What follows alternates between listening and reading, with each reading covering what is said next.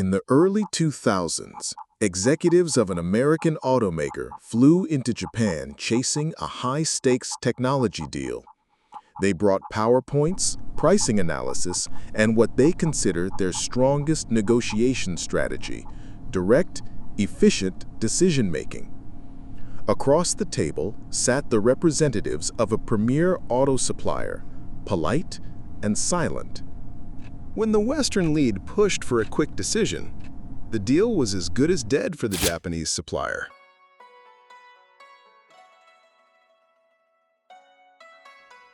Let's dissect what went wrong.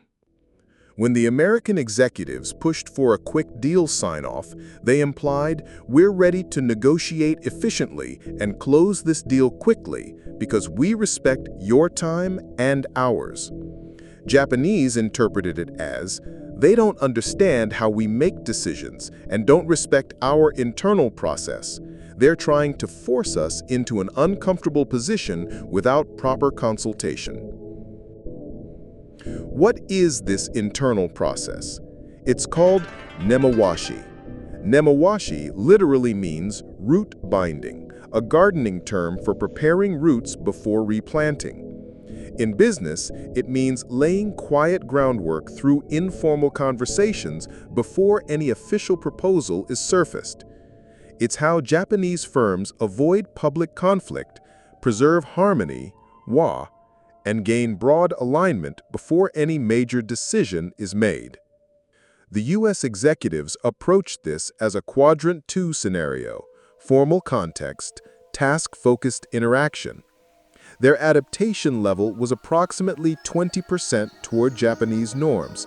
They showed up on time, brought business cards, demonstrated basic politeness, but maintained their Western decision-making timeline and directness.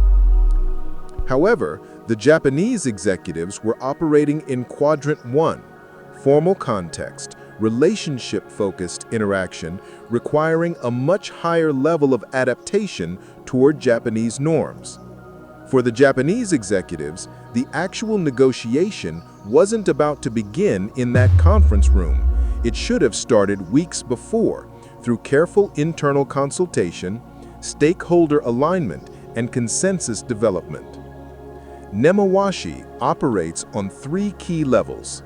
Engineers vet feasibility quietly. Analysts weigh cost and risk in background.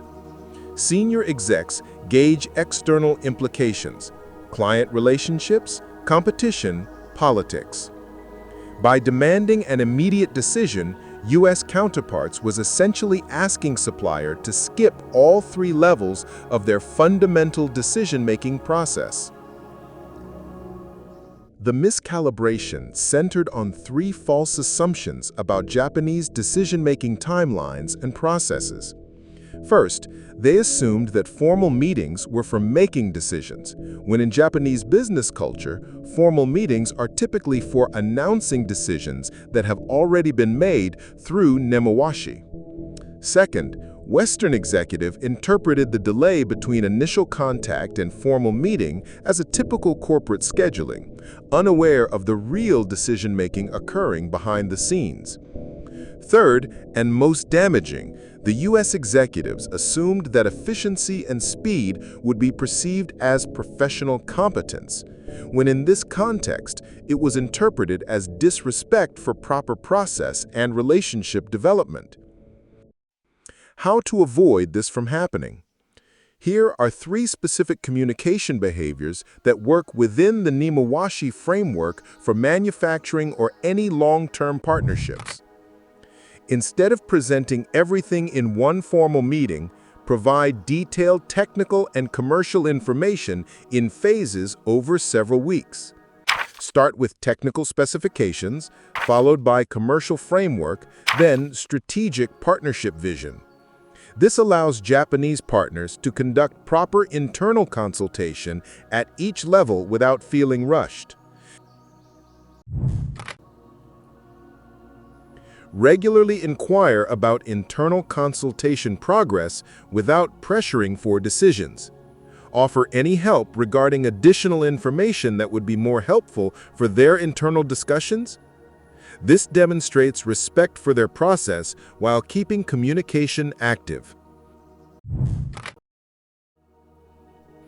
Instead of imposing your decision timeline, collaborate on realistic timelines that accommodate Nemawashi. Ask what timeline would support your internal evaluation process, and then build your own project timeline around their Nemawashi requirements rather than rushing them.